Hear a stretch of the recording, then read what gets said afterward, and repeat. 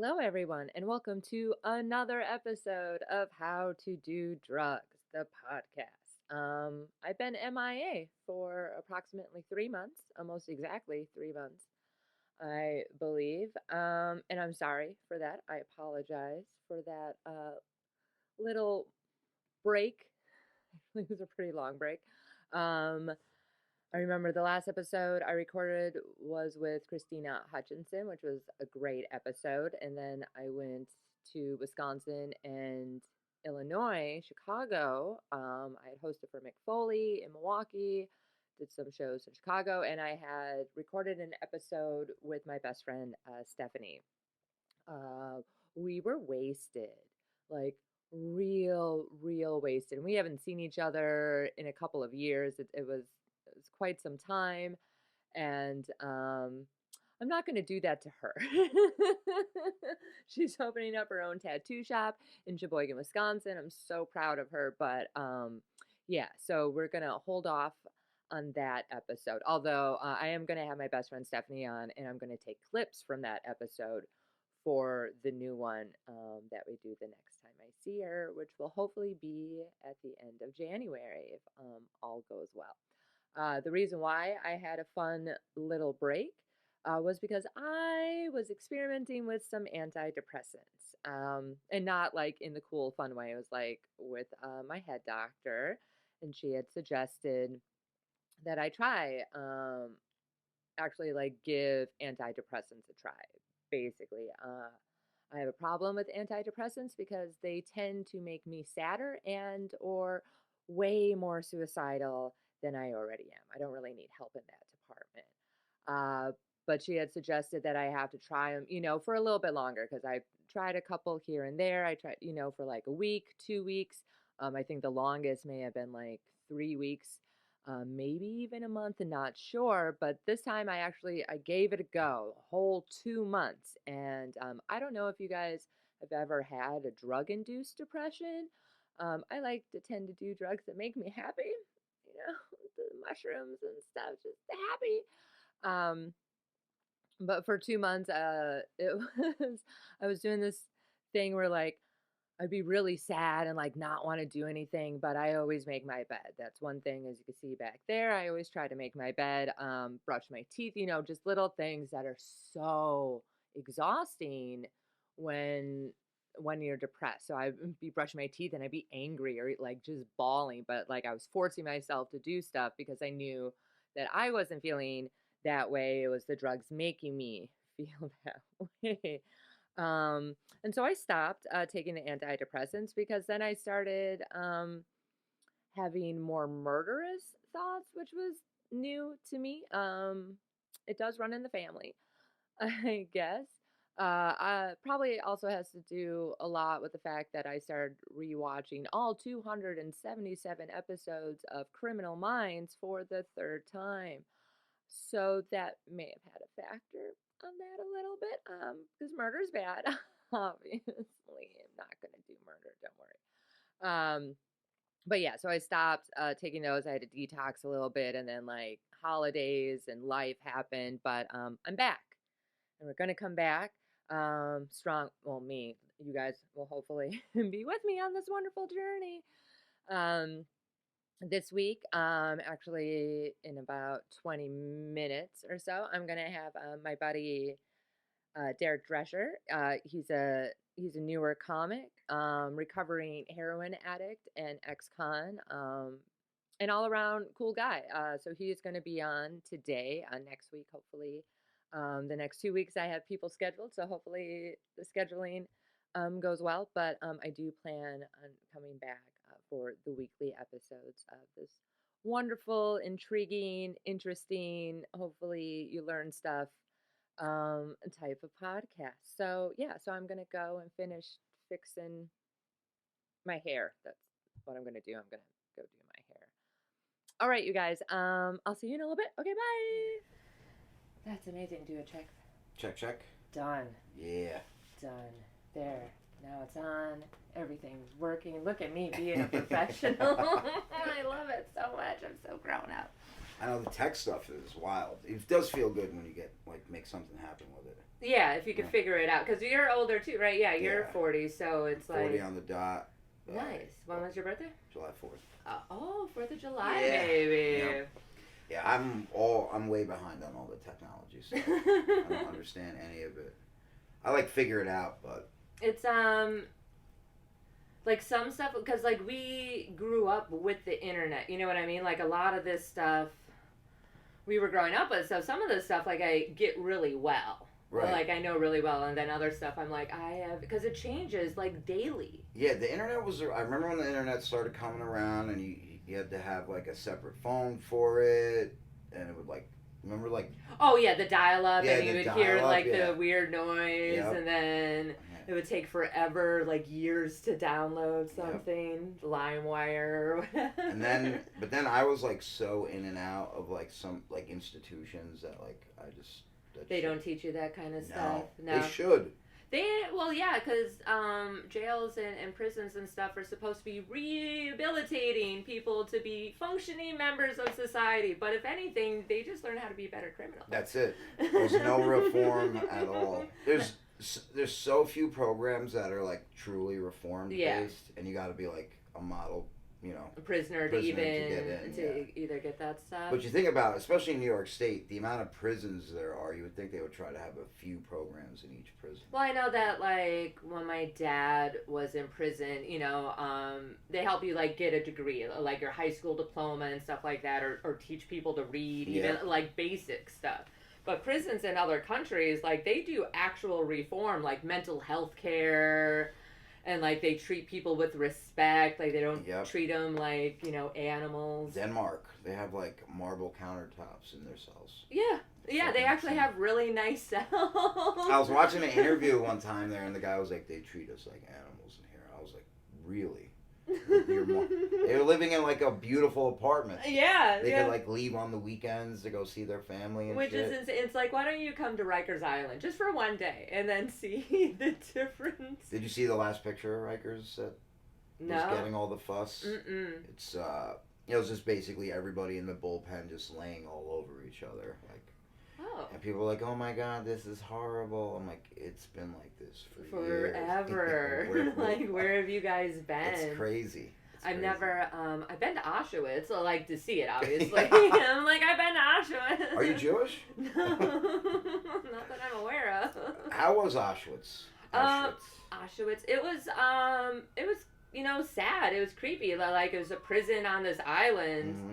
And they have like some of the most famous criminals that went there and stuff. And I went with my mom, and she believes in ghosts and all that stuff, and she thinks that like she's like kind of a ghost whisperer, and so she was actually afraid to go there because of all the bad ghosts. The one in California. Yeah, San Francisco. Yeah, the not Auschwitz. Auschwitz was where the Jews got. Oh. Oh yeah, no. What is it? What is that? Oh, now I forget. I'm drawing a blank. Alcatraz. Alcatraz. Auschwitz. I was like, holy shit, Auschwitz. That's what he said. Yeah, no, Alcatraz. That's hilarious. I know stuff, you guys. It's Alcatraz, not Auschwitz. I mean, same difference, though, kind of, right? Yeah. Besides, like, the mass murder and torture. I think they did the chair over there. That's how they killed you in Auschwitz. Was there an electric Alcatraz? chair? No, in Alcatraz. I know, they right? gassed you, and they used gas in Auschwitz. I know. Yeah, they used a bunch of stuff. They straight up like creepy torture. I've heard that place is haunted, Alcatraz. Yeah, well, the thing, like, I don't. Like, you want to believe in ghosts. You want to believe in ghosts so badly because it sounds so cool. It really does, right? Do you believe? Not really, but I want to. It's like this thing, like, I believe in energy, right? So and everything carries energy, and when something horrible happens in a place, that's going to carry a bad, like, energy. It's going to have bad juju, you know, you're going to feel a little weird when you go in there. I remember I was in this one facility upstate, and it was like, it's just this compound. It's like, they have a detox, a rehab, like a shelter. It's all this, like, like social services stuff. And there's this one building. It used to be like a psychiatric hospital, but it's got these it's fenced in, these tall fences. Yeah. And I would just go out there and look at it. And I remember this guy coming up to me. He's like, "If walls could talk, I'm Derek." But I was like, I wonder what the fuck happened in there. Oh, and like, especially Shock like the therapy. old like psychiatric wards, or like they used to call them like schools for the retarded and moronic. And Yeah. so, like those were literal names. But Yeah. yeah, they used to do The criminally insane. Yeah, they used a lot of lobotomies, Yep. and definitely shock therapy. Now they have shock therapy where like it doesn't even hurt you. That's crazy. Because some of it actually can be helpful. Like it does kind of help, like Fix the wiring. a little bit. Dome. Like, because I thought about that, I'm like, maybe I just need a jolt or something. Yeah. I mean, I wouldn't be opposed to it if they knew it was gonna work, and like I wouldn't have to take pills and stuff like Yeah, that. I would. Yeah, I would much rather. Oh, I just get shocked a couple times. Because yeah, that's the thing. For as much as I love doing drugs, I don't like having to take them. Because some people need antidepressants. We were talking about that earlier. Like my mom cannot not take antidepressants Right. now. Like her body, her brain is so used to them that they have to take them. So I just feel that I like raw dog in my mental illness. I mean, I used to take so many pills. It was the worst because I remember like anytime I'd go to jail, like I'd get locked up. I'm kicking heroin, right? Yeah. And then I can't sleep, obviously, so I'd be like, I wanna take my meds now. And they'd be like, when's the last time you took your meds? And I'd be like, I don't know, I was doing drugs. And a lot of times the jails are like, no, we're not giving you shit. Like, Until like you're fully detox kind of thing, or just in general? I mean, they're just not going to give it to you like when you want it. You're going to have to continue to do like therapy and stuff like that. But that's hard to even do when you're incarcerated. Yeah. But when I would get into like actual programs, like long-term drug programs, I'd be on so much trazodone, Seroquel, nortriptyline, A whole little cocktail. Depakote. Yeah, I've been on Thorazine. I was on Thorazine when I was a kid. When you were a kid? When I was young, yeah. Why were you on that? I feel like they gave it to all of us in juvie because they could. Oh, so you started out young Yeah. in the criminal. Yeah. I think I got arrested for the first time when I was like 12. Okay, yeah, that's pretty young. 12 years old. Are you from New York, like From the New city? York, Okay. yeah. My grandmother passed away. So, my parents worked a number of jobs. Like, my mom worked a few jobs. My father worked a few jobs. Neither one of them graduated college. Mm-hmm. But they were hard workers. They wanted to provide for the family. Mm-hmm. And my grandmother would watch me a lot. So, I grew very close to her. Then she passed away. And I don't know, I'm not sure. I feel like I wasn't born with the ability to like express how I was feeling healthily. Emotion, yeah. Well, I mean, boys in general, like men. Yeah. But yeah, you guys are always like, man up, like men don't cry or boys don't cry. You got to be a man, even at a very young age. Like even like little like toddlers, it's like, what's up, little man? It's like he can't even talk yet. He's hardly a man. He just needs a nap. Yeah. Yeah. He needs a nap. But so expressing emotions wasn't. Yeah, and I just acted out.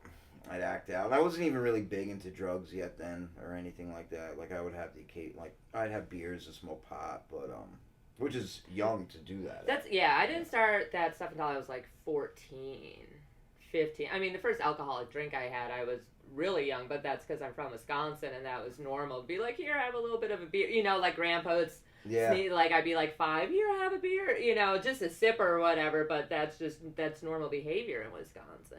Yeah, I mean, it wasn't, I didn't do it a lot. I mean, but when I did get drunk, I got drunk. But yeah. I stole a car. And, when you were 12? Or? Yeah, police took me, That's also young to be driving. I was like using my turn signals and shit. It was ridiculous. I was going the speed limit. It was crazy. Did you have to have like a booster seat? I pulled into a dead end and then the police like blocked. Oh no. They blocked it. Yeah, I mean I didn't know what the fuck I was doing. Yeah. And then I would like speed up and hit the brakes right before. Yeah. And then the car died. And I remember I was holding the locks with both my fingers. Because it's one of the old cars where and the cops had Slim Jims. They had Slim Jims and they were like, and they got in. And then they beat the shit out of me. Oh my god. Yeah, they Yeah, and my mother and my father ended up being over there. And my mom hit me one time too before they put me in the car. Yeah, well, I mean, your mom's kind of allowed to smack Yeah, you. I mean, absolutely. not now. Back then, it was totally normal. I never got a beating put on me like that ever before or since. They beat me. They beat me up so bad my sneakers came off. They beat me out of my shoes. Jeez, Yeah. and you're 12. I was 12. Just a 12-year-old kid. I was just a Well, boy. whose car did you steal? Was it a neighbor's or your Yeah, parents? yeah. Or just a neighbor. Yeah. So it was funny too when they were like bringing me to the car. I said to them, I was like, I'm just a kid. Wait till I'm 20, 30 years old. And my mother heard that. Oh no. And that's when she. And that's when she. And yeah, they were. She was like, can I? She was like, stop, and they like knew she wanted to crack me one. Yeah. And they just held me. For it. She hit me. Some Rodney King type shit. Yeah. And then for court the next day, like they kept me in the precinct for the night for court the next day. They kept a child? Yeah. Wow. Yeah, they kept me there. So they were bringing me to family court in the morning. Yeah. And I see my dad at court. I'm like, Dad, I don't know what's going on, but if they send me anywhere, do you think you can bring my clothes? And my father's like, son, you're not gonna need clothes where you're going. You're gonna be in like a jumpsuit. Yeah. And then I went to Spofford, which is in the Bronx. So they actually sent you to like a juvenile facility for your first offense? That was your first offense at 12 years old? Yes. But what had happened, like with me, it looked very bad. Yeah. Especially like when they blocked it off. I mean, and I was driving the car towards the police. Yeah. Like, aggressively. Break. I mean, I didn't. I just made it sound like I did. So a few cops did roll over the car. Okay. Yeah. But still, you're 12 years old. Like, they're basically, like, programming you to just be a criminal for life. Yeah, it didn't help, and I was in and out of that place for, like, the next 5 years. Wow, Yeah. out of the juvie thing. Yeah, I never went to juvie, which is nice, even though, like, I've done some pretty fucked up things, but at that time, I went to school in a small town in Wisconsin, West Bend, like, where I went to high school, where I did most of my your bad criminal stuff. things, but yeah. Like, when I started the school on fire, it was an accident. Like, You set the school on fire? well, it was the soccer field. Dope. Like, I was just smoking a cigarette and I just flicked it, but I flicked it into a big pile of dead leaves. So, like, half the soccer field and whatever. Was the soccer team not able to play? No. Good. Fuck Good. the Fuck the soccer team. But they were gonna blame someone else. They were gonna put the blame on someone else. And this kid, like, his parents used to beat him. You know, he was So he like one of got the good. bad eggs or whatever, and I felt really bad, so I turned myself in. I'm like, I'm the one who actually did. They're like, we have a can of beer with fingerprints, and I was drinking beer, and I'm like, I'm 14. I'm not even supposed to be here without a parent. It's because my dad was a cop and also, you know, a career criminal, so he had taught me all these things at a fairly young age, how to deal with the Shit. police. But yeah, I got expelled for a month and then was able to go back to school, had to do like community service. Oh, so you got a little break. Yeah, so it was nice. I remember one time I got picked up for a robbery, and the police, you know, they were asking me for information. And I was like, I don't know anything. I don't, you know, whatever. And they were happy with me, but they really wanted this other kid that was involved in it with me. Okay. Because his mother was like a dispatcher, and I guess she thought her boy could do no wrong. And Yeah. the cop was just like, just give me, his name was Frankie, just give me Frankie. Give me, like, put him there. And I was like, I can't. I did. He was like, you did all this by yourself? I was like, I did everything by myself. Mm-hmm. And I just remember him, he was talking about a footprint. He's like, I have a footprint.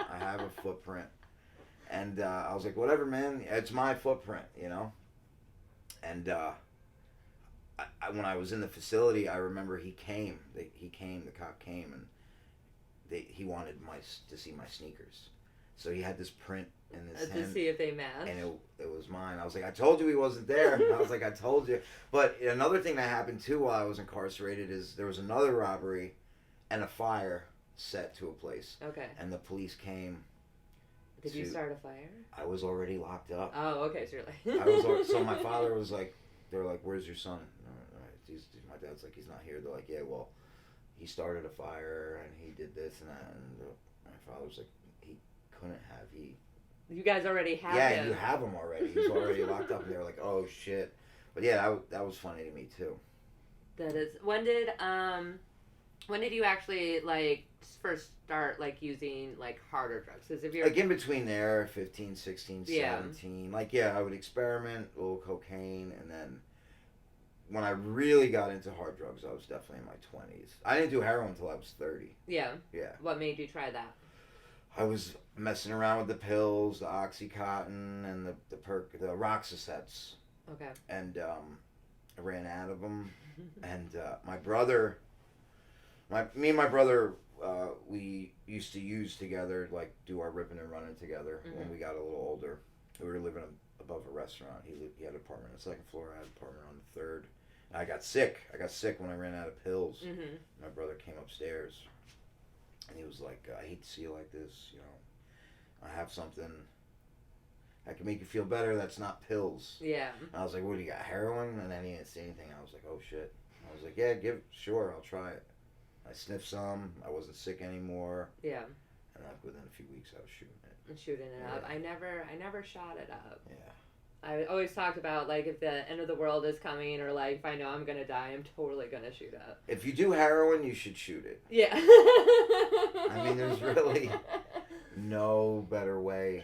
Feeling. Well, I mean, even going to the hospital, you know, with some of the drugs that they gave me, I was like, oh, I understand. Yeah. But I've never liked being that type of high, if that Right. makes sense. Like if I'm at home watching a movie, like even edibles, if I eat too many edibles, I'm like, oh, this is what heroin feels like. I like uppers. I've always been like, wee. I like the. So I did a lot of cocaine. I also sold a lot of cocaine. Yeah. But it made me paranoid. And like you know how it is. You get talkative and you shut up. Yeah, and you can't stop talking. Then all of a sudden you're like telling them where your stash is. You're like, why did I do that? Yeah, and you got to just keep doing more. And when I did the heroin, it really just felt like somebody put like a warm blanket over me. Yeah. Yeah, sniffing it was good, but when I shot it, when I did it IV, intravenous, it was oof. Yeah, they always say that the first time you do that, people are always trying to chase that first high. Yeah. It's like you'll never have that experience. Like my dad, he used to, he liked both heroin and crack. Those were his two favorites. Two very extreme. He's bipolar. Yeah. Sometimes together, sometimes not. But he would purposely like detox and go clean for like a month or two, just so when he used again, he would get that same high. Yeah, that's how a lot of guys die like that too. Mm-hmm. To work, and you got to be really smart. When you like a lot of people getting out of like detox or incarceration, that they feel like they could use the same way they were before. And then that's what kills him. That's what killed my buddy Mike. He was Xanax. Like he loved Xanax, and he was clean for years. Really? And then he was under a lot of stress. Like he was about a month before getting married, and he took way too many, but he thought, oh, my body can handle it. It's like me and alcohol. It's like I think I could drink a bottle of vodka because I used to be able to do that and drive home and be perfectly fine. And then now I have 2 drinks and I'm like, I'm going to throw up. You're shot, right? Damn, that sucks. That happened to him. How long was his relapse? Not long at all?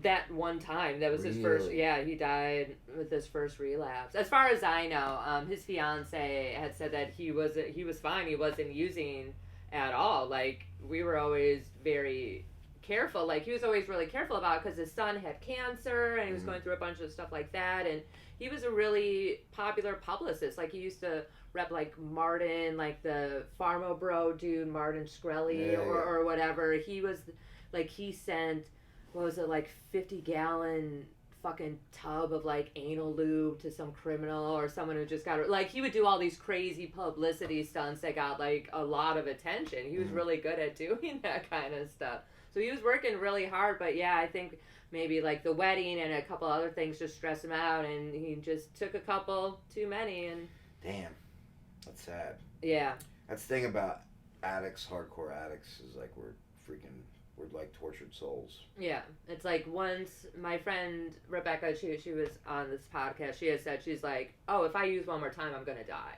She's like, I will absolutely kill myself. Yeah. From doing that. My daughter's mother, I remember her telling me one time. It's stuck with me ever. Like, and we're not together anymore. We don't talk. She was like, you're a good person. I see the good in you, but you have this like horrible, insatiable like Hunger. hunger for drugs that she's like, and if you're gonna continue to live this way, it's probably better off that you pass away. And she was right. That stuck with me. Yeah. Um, How old is your daughter? 11. Oh, wow. Okay. Yeah, she's 11. She's down there with her mother in Florida. In Florida? Yeah. And how long have you been clean? I've been clean 7 years. Nice. Yeah. So what made you decide to get clean? I had an overdose. I'd overdosed a few times. The last one was strange to me though. It was just my brother had overdosed a few months earlier. Like I said, we were living in that apartment, so we would do whatever we had to do for the day: steal, rob, whatever we had to do to procure our heroin. Mm-hmm. And no matter what, every night we would eat dinner together. Like family. Like a family, yeah.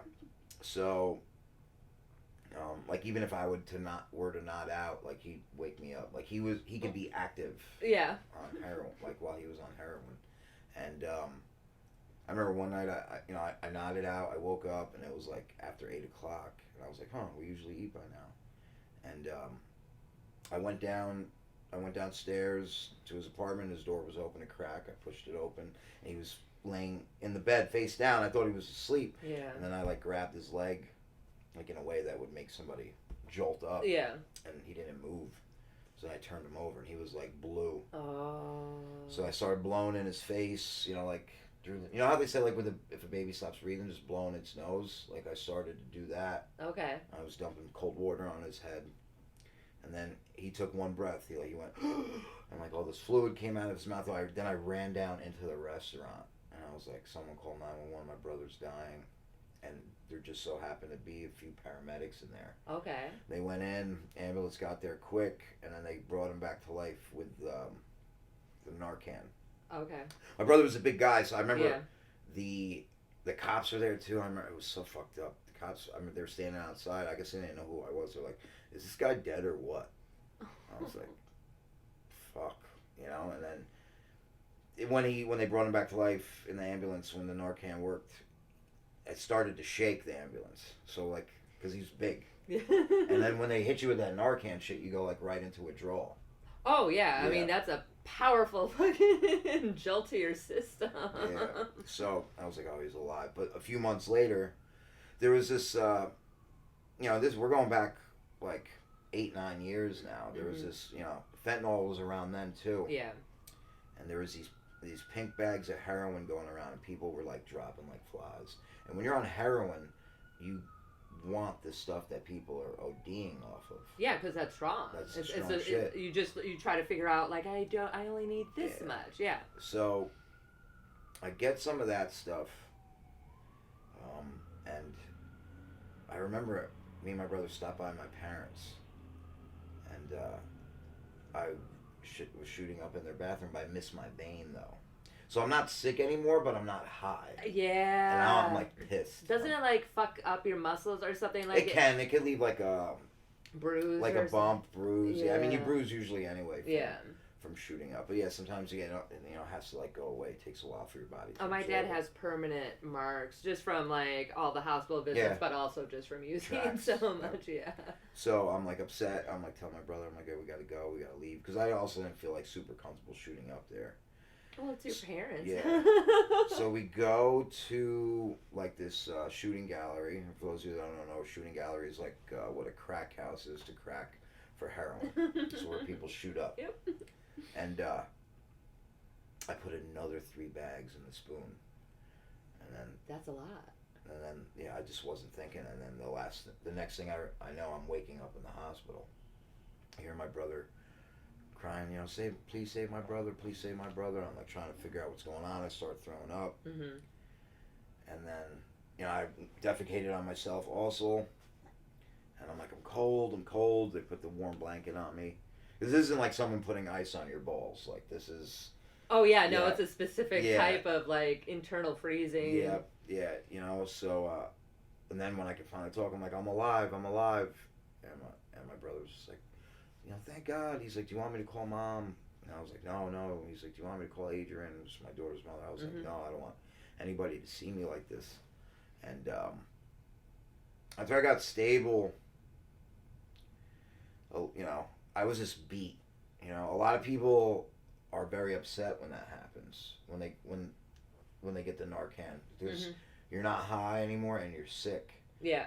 And I was just like, just beaten. And I remember the nurse came in and she's like, I just want to let you know you're the first person that we were able to save this week. Because fentanyl was just knocking people, killing them. And then the doctor came in. He's like, you know, you seem like you're not a bad dude. You should probably stop doing drugs. And he was like, we're going to get you the help you need. We're going to get you into a place tonight. And I was like, nah, I'm leaving. I'm walking out. Yeah. He was like, you should really go in. And I was like, nah, I'm going to go. And I left. And I knew then, I don't know why I didn't go that night, but I knew that day. I was like, I came to like this fork in the road. I was like, I'm either going to die with a needle in my arm or I'm going to change my life. I don't know what I'm going to do, but something's going to happen. And I didn't use with the same ferocity anymore. Just like more of a maintenance Trying thing, to because not your get body sick. does get addicted to it, where it's not just a mental thing. The thing anymore. is like I felt like I could like trick, like I could outthink my way out of being addicted to heroin. Like, I was like, I'll do this much on this day, this much, and I'm gonna wean myself off heroin. And the thing is, this is like classic addict. It doesn't work like that. No, not even close. Like all the pleasure you get, it's such a weird thing if you think about it. It's like you got to pay that pain back. Yeah. You know what I mean? And yeah, there's a yin to the yang. There needs to be balance in the system. Can't have the yin without the yang, my friend. Yeah, I know. And then finally everything was gone. Like I was on the streets. I was like living in a car, and then I like at least you had a car. Then I had to get the car up. And I remember I was just sitting on a park bench. Like rock bottom, kind of. Yeah, and I went to this place called CFR, Center for Recovery. And I was actually, after I got done doing all my juvie time and I turned 18, I actually joined the Army for 11 months before they kicked me out. So, but I remember talking to this lady from CFR, and she was, I just went to her. She was one of my counselors. I was like, yo, I ain't gonna make it. She's like, yeah, I know you're gonna die. She was like, you know, even though you didn't leave the military with honorably under honorable conditions, I could get you into a military, like a veterans program. Like, they do actually have some good veterans programs. 100%. So this program is for like veterans who've been incarcerated multiple times, chronically homeless, and have substance abuse issues. So it was like perfect for me. Yeah.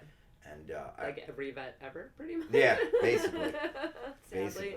So I go to the intake was in Queens, and I was supposed to be on Suboxone, but I would take it like the day of a piss test, and then I would just like trade it for other shit, you know. So I get there, they're like, "Where's your Suboxone?" I'm like, "I sold it," and they're like, "All right, we need you to piss for us." I piss. They're like, "You came up like positive for everything but Suboxone." And they're like, because I was supposed to go into like their Suboxone taper program, then go over to the veterans facility, and they're like, you have to go to detox. Yeah. So they sent me to detox in Yonkers, St. John's Behavioral Health Hospital, and they detoxed me with methadone for a few days, sent me back, and then I went right into the veterans program. That's what helped you get clean for the first time? Have you like I'd been clean before that, 3 months, 6 months, but I little stints or whatever. Never able to stick. And that program, it's called the TC, which means therapeutic community. Mm-hmm. And they don't run them like, you know, it was about 7 years ago that a lot of things have changed, like laws with like Oasis and all that stuff, which is like the governing body on drug treatment facilities. They like tore you down and built you up. I was like, oh, I'm so happy to be here. They're like, shut up.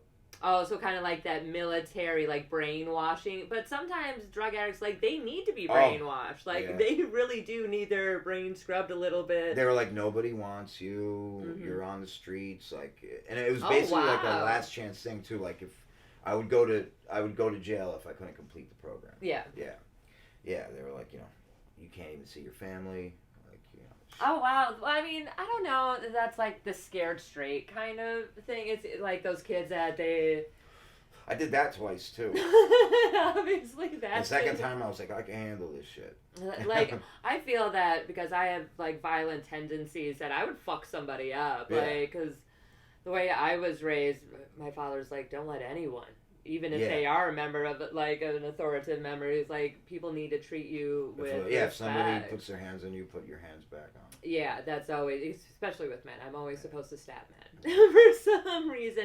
And so New York is actually the first city in the country here that has a place for people to go, like, shoot up. I guess to get clean needles or something like that. I don't agree with it. No, you don't think? Well, I mean, it is a form of harm reduction. Mm-hmm. Because I have since gained my certification in peer mentoring and recovery coaching. Nice. Yeah. Congratulations. So, yeah, I have 2 jobs. I do that at one job, and then I work at a company that only hires ex-cons at the other. So, so if it wasn't for prison or drugs, I'd have no jobs. But, so when early in recovery, I was like a recovery Nazi. I was like, no, you're not, if you smoke weed, you're not clean. You know what I mean? If if you're on Suboxone, you're not clean. If you're on methadone, you're not clean. Okay, but then I started need to that see stuff, though, right? I started to see. I go to meetings, and sometimes the chair would say, the chairperson would be like, "If you're on Suboxone or methadone, please don't share. We would rather speak to you than the drug." And I was like, it started to not sit well with me because I'd see people not come back. It was almost like shaming. Yeah, because I know, like, methadone, especially with certain people, like my grandmother with, like, just smoking cigarettes, or, like, if you quit smoking, you're going to die. So some people have done so much heroin that, like, they have to have something like that. And you can live a good life on Suboxone and methadone. Yeah, because, like, it doesn't necessarily get you high. It just kind of gives you, like, tricks your body into thinking that you're doing that drug. It, like, mutes it out or whatever, right? It keeps you from getting sick. Yeah. That's the thing. Yeah, heroin addicts do get, sick. So, yeah, violently ill. And it gets worse every time you try to get clean. Yeah.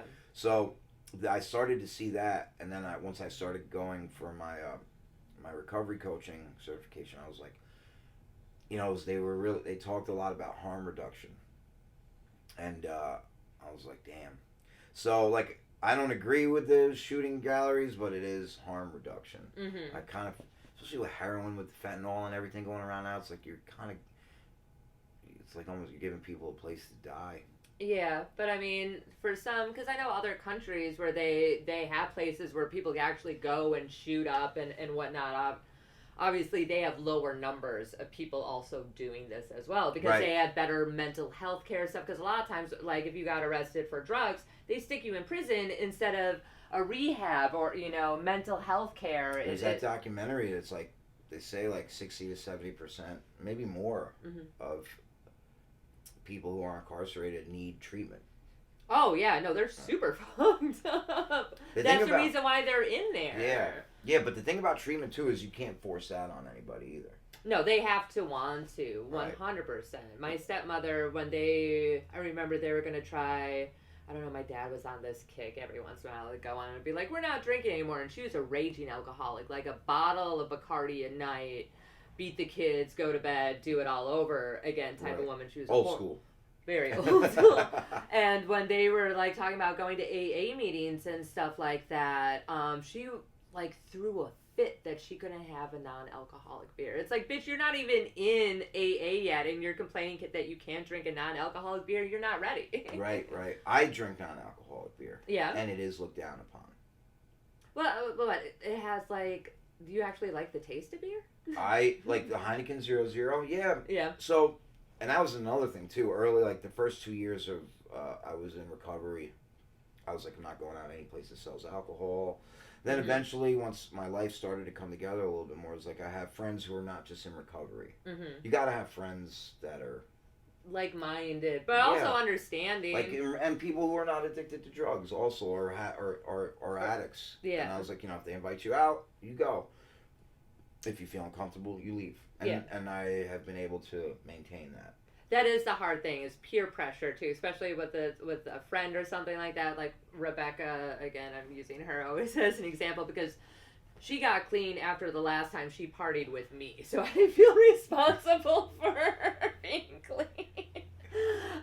Because we were here doing whippets, like we were doing all of the things, and her lips were turning blue. I'm like, hey, we should go outside, maybe smoke a cigarette. You're sucking on it a little bit. Whippets are great. Whippets are so fun, right? I have a cracker and everything. Yep. I went on a whole little phase with that. Yeah, no, I used to do whippets too. I do whippets. I would huff end dust. Okay. Yeah. I think keep that away. Yeah. My dad, according to my uncle, fuck you up. Was a huffer, like huffing paint. I was never into that. That I never did, like where you spray the paint to the bag and then breathe it in. Yeah, like I've tried a little bit of ether. I've done that. We used to take. I forget what it was. My buddy had this tank. He did work like he was an HVAC guy. Oh, probably nitrous. And we would just. Yeah, probably nitrous, which is the same thing as whippets. Yeah, that's exactly. Yeah. The exact same thing. They're great. We used to take, before I knew that we could just get whipped cream cans, I know I've talked about it on the show before, but we would take like air freshener, like vanilla or cinnamon, and put a washcloth over it, and then like tip it. And and we were, I want to say like 15, 16 when we were doing that, like going to Kmart 99 cents for a spray can of Glade. Now I know why. I remember. Now I understand why I'm not as sharp as I like to be sometimes. Oh, because yeah. Stuff like that. Absolutely. After a prolonged use, of course. Like, I know for a fact I would be way smarter. Yeah, this is why I miss tags regularly when I'm doing. I forget. I mean, even before that, though, it's also because of the ADHD. Like, I'll be having a conversation and all of a sudden just be like, what the fuck was I just talking about? Right. So, like, meditating has actually helped me do that, like, stay calm and, like, present. I've wanted to do that for so long. I'll hook you up. Yeah. With I use Headspace.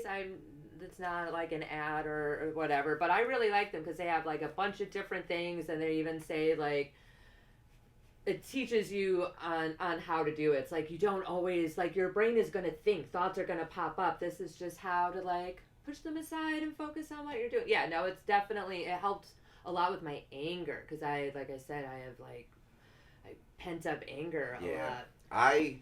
I grouped so much in that program. 18 months, 5-6 groups a day. They used to have this thing called Confrontation Group where your peers, there was this box in the hallway, and if your peer did something that you didn't like or they broke the rules, you would drop a slip in there. Okay. And then if you didn't drop a slip on them, you would not be able to retort. You would just have to take it. And we would say some fucked up things to each other. And you just got to sit there. They call it hold your belly. You got to hold your belly. So I learned a lot of control from that. Plus, it's almost like a game in the TC because they're like, you get these privileges. And then they're like, guess what? Nobody has privileges. Everybody's locked down.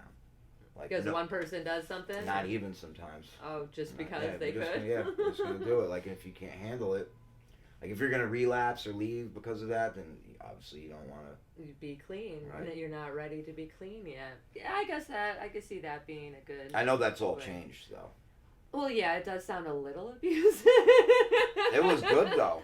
I needed it. Yeah, I think some people like me, like I definitely needed stricter discipline. Like when I lived with my father, because he was terrifying. He never did anything violent towards me. It was always my stepmother, but my mom was such a pushover. Sorry. Oh no, you're fine. Are you okay? Wrong tooth. Breathe in. That's what I get for not drinking it like a human and trying to drink it while my torso was. Sorry. Oh no, you're fine. My mom was always kind of a pushover. Like I didn't have respect for her at all. Especially when 6th grade, I was taller than her. I'm like, oh, I could beat you up now. But my dad, because he did military discipline where I would have to like scrub the floor with a toothbrush. Yeah. And I always had to make my bed. That kind of stuff. Like I definitely need a daddy. Like my mom was very she was not an enabler whatsoever. Yeah. She didn't play. I think I got like $5 out of my mom. Out of your whole childhood? Are both your parents still together? Yeah, they're still together. They moved to South Carolina a few years ago from here. They're living good. When they first moved down there, I was like, why the fuck would you move down here? Because it's cheaper. And... Yeah, that's my father was like, we're rich here. We're rich. But yeah, they have a nice place now. The house got a couple bedrooms, saltwater pool. Nice. There's a creek behind it, like a Blackwater Creek. Oh, that's fucking fun. alligator in there. In South Carolina, I was like, what the fuck? My uncle lives down there too. He likes it. I was gonna go for a walk one night while I was visiting, and my mom was like, "Be careful because the alligators like to go from one." They're actually pretty fast too. Yeah. They're actually pretty fucking fast if they come running towards you. I remember my mom sent the picture. She was like, "Look at the alligator, isn't she so cute?" I was like, "She's a fucking alligator." You can't have because my other uncle, he lives in Florida, so like alligators are just a part of everyday life there now, and like crazy bugs. He does I can see my uncle like snapping an alligator's neck. That's like. And he'd be like, fuck it, like he would punch an alligator. You're not allowed to kill the alligators in South Carolina. It's ridiculous. Unless they are over 6 feet long. Oh, like if they're like a... Huh. I don't think they're there like naturally though. They had to be pets. Well, a lot of like, I know Florida has all the issues with like pythons and like crazy... People letting them loose and just shit. letting them loose. Invasive species. And then they get huge. Yeah, and they're fucking up like the ecosystems and stuff like that. Yeah, they have the Gambian pouch rat down there too. I don't even know what the fuck that is. Yeah, Florida's fucked up. It's a zoo. It's a literal zoo. A literal zoo there. It makes sense why my uncle loves it so much there. But that place kept me clean, and I left. Did your parents ever use it all? My father is an alcoholic. Okay. He hasn't drank in a long time. Nice. I do remember him getting sober, his hand shaking and all that, and watching him suffer. He was always a very, like, that's the thing, like, I did not see eye to eye with my folks for a long time, but you get older, you look back, they were just hardworking people. Yeah, just trying to make the best out of everything. Of yeah, there's been times when I wanted to blame my mom specifically for a lot of stuff. And I 100% can blame her. At the same time, I was like, as long as she, like, admits it. That was the whole thing, is that she never wanted to admit anything that she did. She always wanted to blame my dad, because he was the scapegoat. Yeah. Because he's, the high-functioning sociopath, the bad guy. I'm like, actually, he wasn't that bad. It was you. I'm like, he was honest about who he was. So she finally came out and was like, yes, I know, I did all these... She's like, I'm sorry. Yeah, I made her go to therapy. I told her I wouldn't speak to her again until she went to therapy. So she went to therapy, and now we're okay. Yeah, my mom is doing... I can't believe how much she's changed. Even, like, because my brother passed a few months ago. Mm-hmm. And, was that from a drug overdose? Yeah. So he was still using, even though you got clean? He got clean before me, and then he relapsed. Yep, he relapsed. And, he did cocaine that had fentanyl in it. Oh, that's why. That's just a bad dealer, too. I know you had the joke, but I've talked about it on here, too. I'm like, you want to keep your customer. It doesn't make sense from any standpoint, especially a business standpoint. Yeah. If you're selling drugs, you want your customers to stay alive. Like, because they're going to buy more drugs, especially if they know that your drugs are clean. It makes no sense to me. No, it's really bad business. Yeah. It's such a bad... Especially in the cocaine. It's like... It's the exact opposite of what you want. Yeah. Yeah. A couple of times I tried heroin because I thought it was cocaine, and I was sniffing, and I was like, whoa, speedballs. Yeah. Yeah, but my mom, she's like in a group now for people that have lost their children and stuff like that. And yeah. They just got another dog, an Australian Shepherd. They haven't had a dog in a long time. So I'm going to go see them right after the new year. Yeah? Yeah. Well, that'd be good. Yeah. When's the last time you saw him? So I went down for a little bit after my brother passed away, because my mom was a little nervous because Delta was still around and all that stuff, and my father has some issues. Health issues. Yeah, older people do have to worry a little bit more. I had to handle all that stuff myself. Like, I had to go view the body, write the obituary. Oh, you had, because they couldn't come. Oh, was he buried here in New York? We had him cremated. Nice. Yeah, we had him cremated. Just me. I viewed him alone, and then they took him off to be cremated. To be honest, people were like, why didn't you have a service? And I was like, I just didn't want to take a chance of anybody coming on drugs. Yeah. Because I would have lost my fucking mind. Yeah, that would have been very disrespectful. Yeah, but that's how those people live. Be like, I need to get high before I come to this. When my friends passed away, I when I was on drugs, I went to their funerals high, and if they're and I only can only imagine what their families felt like. Yeah. You know what I mean? Like, Jesus Christ. It's like, these are the people that killed my child. That, and like, these fucking kids are gonna die too. You know. And yeah, so a lot of people were like, you know, why would you do that? Or how? I was like, you know, it's really none of your business. Yeah. Like, my mother is the one who decided to cremate him, and I was up there, and it was fucked up though, because I was very transactional. When I went to the funeral home, you know, they were like, hey, how you doing? This is it. Here, sign this. We need you to fill this out. And I was like, fuck. So I had to like get into like, you know, a mental state. Yeah, I was like in like, you know, business mode almost, and they were talking about payment and all that stuff. And cremation that's like $7,000, right? Or no, that's an average cost of a funeral, I think. Yeah, I'm not sure. I know it was definitely over $1,000 for the cremation. Yeah. And then they were like, all right, would you like to see your brother? And I was like, yeah. And the guy was like, listen, you know, since he's being cremated, your mother made a decision to cremate him. We haven't used any makeup or formaldehyde or anything like that. And so he's like, there's fluid. Bombing fluid. Yeah. You know, so how long was he dead? So it had been a few days, and they were like, you know, he was found face down. And so I was like, you know what, man, I know this neighborhood well. You know, it's a little different because it's my brother, but you know, I could cut all the talk. Just show me where he is. Yeah. So I go in there, and he fucking looked like he was sleeping. Like, you know, you go to a funeral and people have the embalming fluid in them. They look almost like a wax figure. Yeah. Like he didn't look bad at all. Like, he had a little redness, but he was a red guy. You know what I mean? And I'd been spending so much time with him over the last few years because he'd gotten shot, and he got shot a few years ago. Okay. About 3 years ago. Yeah, 3 years ago last month he got shot. And after he got out of the hospital, like he came and stayed with me to finish healing, and like I watched him sleep so much. You know what I mean? Yeah. So much. And I was just like, damn.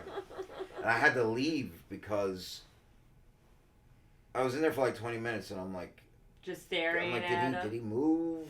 Did he? And then this lady came. I got up and walked out for a second. Lady came. She's like, she's an Irish lady. She's like, how's it going? I'm like, I was like, my mind's starting to play tricks on me. And she was like, don't push the signs away. And I was like, these ain't good signs. And I was like, you know what? I in my head, I'm like, he's not waking back up. Yeah. I've said everything I've had to say, and I was like, I'm gonna leave. I'm gonna go. And then yeah, so I had to handle that all by yourself. All by myself, and then I went. Once I got the ashes, I went down to see my parents and gave them the ashes. Yeah, but even that was crazy because. So. I was gonna take the ashes on a plane. They were going to be in my possession. I think that's illegal, no? So. The thing is, as the urns they sent him in were lined with like metal. Oh. So that means now that the TSA has to look inside. And my mother like flipped her shit. She was because they opened the urn. Well, she's like, no one's opening it. Yeah. You know, so the funeral home had to come back, get the urn, and then put it. Actually, they kept that same urn, and then they just mailed it to her directly. But the deal, like what we originally wanted, was he was going to go from the funeral home to me. To my mom. Yeah, but you couldn't fly with that. So the thing was is I kind of wanted to be there when she got it. Yeah. When she got him. And he got there a day before me. So it was hard to deal with. I'm like, I know I'll be there tomorrow. Oh, that sucks. Yeah. Oh, so they just sent her the ashes. Yeah, right. Urn. Okay. Because I know that there is, it's like illegal to spread like human remains, like ashes, like in certain places, even though people want to do it all of the time, like at the Statue of Liberty, like anywhere. Yeah, it's actually like really throwing up the Statue of Liberty. Illegal to do that. So my mom has the big one, and I have a little one that's shaped like a heart. Oh, that's nice. And then another one for his son. My brother was he was great. Like Was he your older brother? Or? Younger. Younger. He was younger. Big comedy fan. Okay. So when he got shot, he had a colostomy bag for a while. Yeah. But he only left the house 3 times. He came to see me do comedy once, and then he went. He was a big. He loved Big J Okerson. He went to see him twice. Nice. Yeah. Big J is very funny. Hilarious. I love Big J. Yeah. When did you start doing comedy? Because you've only been doing comedy for a little while, right? Like a couple years? A little over 3 years now. Nice. Yeah. Well, Do you think that... I started right before my brother got shot. Right before he got shot. Yeah. Do you think, especially around comics, because a lot of comics are users and degenerates and alcoholics, although there's a bunch that are clean now. Right. A ton of people have clean. Have you found it difficult to stay clean, or do you just kind of steer clear of those people? No, I mean, I know that cocaine gets done sometimes. Constantly. Yeah. Sometimes that's cute. I was producing a show with a guy one time, and like we would split hosting, and I'd be like, dude, you look like a fucking idiot up there. Like, yeah. your jaw is gone. Oh, Yeah. I was I can't do I was like, there's other comedy comics here. on coke. Like, I can't. like, don't you want to get booked somewhere else? You know what I mean? He was funny, too. He doesn't do comedy anymore, but, no, I haven't had any issues with thinking about using around comedy. That's good. Yeah. Like comedy, it can be very beneficial, especially with the people who are sober. Like you have a solid group of people, like so many, like Jim Norton. I know is completely sober. I know Karen's now sober. Yeah, there's a bunch of people that are, or even just became sober as. Yeah. That definitely helped. Yeah, a bunch of people are like, "Are you going to be sober?" I'm like, I know I have this podcast and I talk about, but like I don't do as many drugs as people think I do. Yeah, no, I think you just party sometimes. It's like maybe once a month, and then I'm like, okay, I'm down for like 2 weeks. Yeah, you don't drink every day. No, yeah. I can't. Oh my god, I used to be able to. Like even before quarantine, I would have my 1 day a week where like I would like go get drunk, and even on that day, I wouldn't really do it half the time. I won't even go out. Like sometimes comics will be like, "Oh, let's go to pianos." I'm like, nah. Yeah. One, because I just don't want to be around that many drunk people because it's annoying. It's real. We are very annoying. Drunk people are super annoying. And then fights. See, I like to fight. So. I don't want to fight anymore. Yeah, I get that. I don't want to hurt anybody, and also I don't want to get hurt. I remember the last fight I got into, like I was sore for 3 days afterwards. Ooh. I was just like, I don't got it like I used to. Yeah, I haven't really fought in years, which is nice. Sometimes not I physically. Do. I want to punch people in the face a lot. Constantly, Yeah. I do. I think about stabbing people all of the time. All of the time, just stupid things. Earlier today, a woman in the elevator, because we have like a lower level, we have the lobby, and then we have parking, which is where I normally go out through the garage to smoke or walk my dog. And this woman, she kept going in and out of the elevator. She's like, "Wait, is it going down?" And I'm like, I said it twice already. There's an arrow pointing down. All of the signs show that it's going down. I'm like, I could stab her. I could stab her right now just for being dumb. And so very grateful that I didn't become a cop. Academia is what makes me want to punch people in the face. Did you go to college? Yeah. You did? You graduated? 2018. Oh, so you went late. Yeah. Yeah, no, I went later. I tried when I was younger. I went to school to be a cop when I was in my 20s. And I got my degree in that. Well, kind of. Criminal justice. Criminal justice. Yes, was certified for law enforcement. Did all of that, and then I went back to school. Pretty much when I moved to New York. Like I went for like a year, took a year off. It was all online and stuff.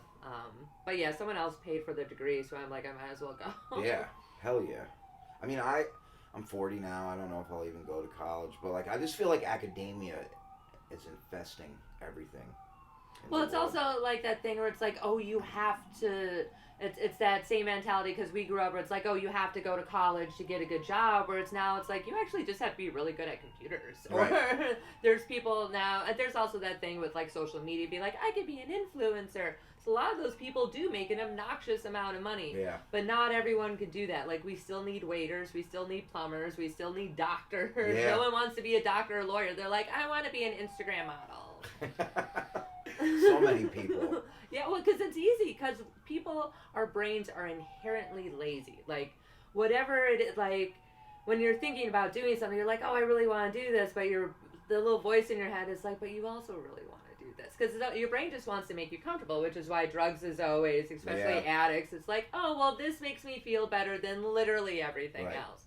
Yeah, that's fantastic. But academia to me is like, even like the some of the, like what I do for work, and I do like a lot of I run a lot of workshops for people, like even volunteer stuff, like when people know that I'm not, like, I don't have a degree. Do they look down on you a little bit? Yeah, a little bit. But I remember one time I was creating this workshop with this nonprofit organization, and the doctor that was like putting it together was like, well, "What do you think, Derek?" And I was like, "Really? Aw."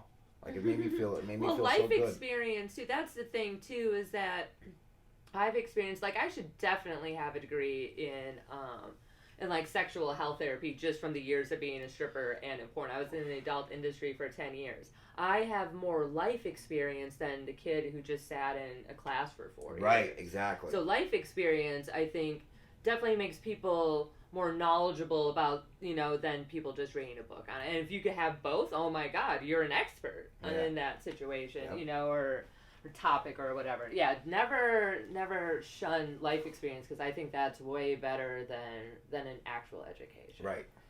And I would definitely rather go to like a group or something with like a recovering addict, someone who's actually lived a life, than just some nerd who just went to school for it, because they don't know. They've never experienced those things. They've never experienced, having to steal or rob someone, or sucking a dick for, you know what I mean? Like, they've never had to experience that, so it's like, you don't really know what the fuck you're talking about. Right. Yeah, they can prescribe the medications to help them. Yeah, it's like, then that's about it. Yeah. When it comes to like the group stuff though, and then sometimes you just need to talk to somebody else that knows exactly what you're going through. Yeah, that has that life experience. That's be like, all right, this is what I did. This is what I did. This is what I should have done. Yeah, it definitely. I think that the type of therapy I've had, that definitely, like, I need someone who's been fucked up. Yeah.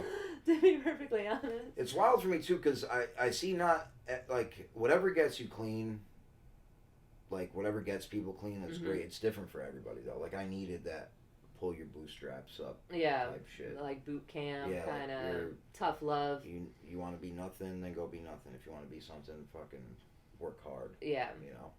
I need that. Yeah. I've always needed that. I always like a good smack in the back of the head to be like, all right, I'll fucking do it. Even with my fitness classes, I mean, it's called prison style boot camp. Like, they come to Combody to get, like, screamed at. Yeah. That's what they want. I mean, I go to kickboxing to beat up stuff. Yeah. So I don't have to beat up a real person. Exactly. So they go there to get yelled at. Probably a lot of like alpha people, because sometimes they want to be submissive. You know what I mean? Yeah. Like, I need that. I have to be alpha when I teach class. Yeah. It's like, ugh.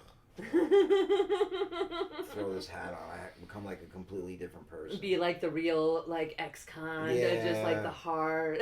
That's so retarded. Yeah, I say the dumbest shit. I'm like, you know what makes people change? Pain. It's like, you're like, why am I saying this?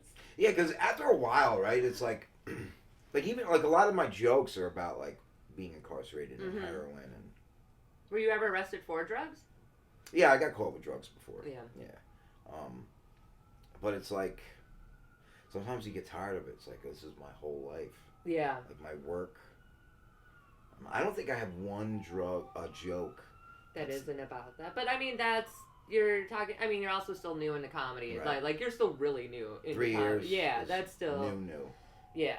So you have time. It's like autobiographical, all right? Autobiographical. Yeah. In the beginning. Yeah, because all I did was do porn stuff. And that's the thing too, is that even though you've been incarcerated, you've done drugs, you work in these programs, that doesn't define like who you are as a person. Right. These are just things that you've done. Just like me, I'm like, no one talks about me being an armored car driver. I thought that was way cooler than me being a porn star. Right. Or even when I was a private detective, I'm like, that shit was way cooler than. How long does that last for, the personal stuff? like before you get more to the observational? For me, because it's like 7 years now. I want to say like 5 years in is when I started. Well, even in the beginning a little bit, like, because I had learned that I can't just come out and be like, I used to suck dick on film, like, because people were just like, what the fuck? Yeah. And like they'd be interested, but no one would be laughing. So I had to learn to like have them get to know me. But yeah, I would say like maybe 5 years in. But I mean, if you have that stuff now, you can always like try working it in. Yeah. Like I always try to work in at least something new, you know, depending on the set that I'm doing. But yeah, did you like observational more than autobiographical? No. I mean, I'm starting to get more comfortable doing different things when I'm on stage. Like the other day, the show I was on, like I was taking bullet. I was going first, so I was just paying attention to what the host, what her set was like, and so then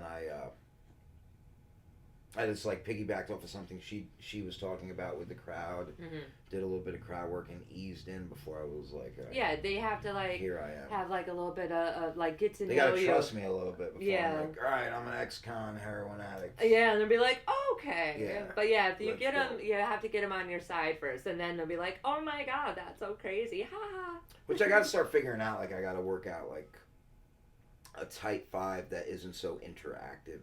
Because you can't do crowd work if you're gonna like be doing auditions and shit. Like No. that. It's gotta be jokes the whole way, right? Yeah, it's a pain in the ass. Like I have a couple like solid 5 minute, you know, like the TV 5 minute, 6 minute ones. Yeah, no, they're brutal. Yeah. Especially only doing 5 minutes. Especially now, only doing like 5 minutes. I'm like, this is nothing. I have nothing to talk about. Right. 5 minutes though when you first start, 5 minutes is a fucking eternity. Yeah.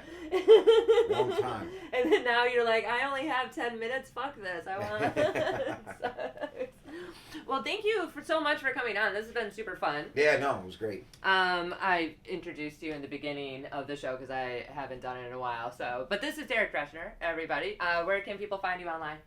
Just on Instagram at Derek Drescher. There we go. No Twitter or no Twitter. Good. It's all toxic. I have a Twitter account, but there's nothing on it. Yeah. So just Derek Drescher, DerekDrescher. Nice. What about your podcast? You got a podcast? On the Gate Podcast. Yes. On the Gate Podcast. I'll check that out as well. If you're ever in New York, the second Tuesday of the month, come to the stand to my show. Nice. Yeah. Nice. Obviously, I'm Aaliyah Janine. You can follow me on Twitter, the Aaliyah Janine. Instagram, Aaliyah.Janine. And this is the last episode of the year. Also, the first one I've done in 3 months. But as we talked about, that was the antidepressants. But yeah, I have a bunch coming up for the new year. So check out how to do drugs. Okay, bye.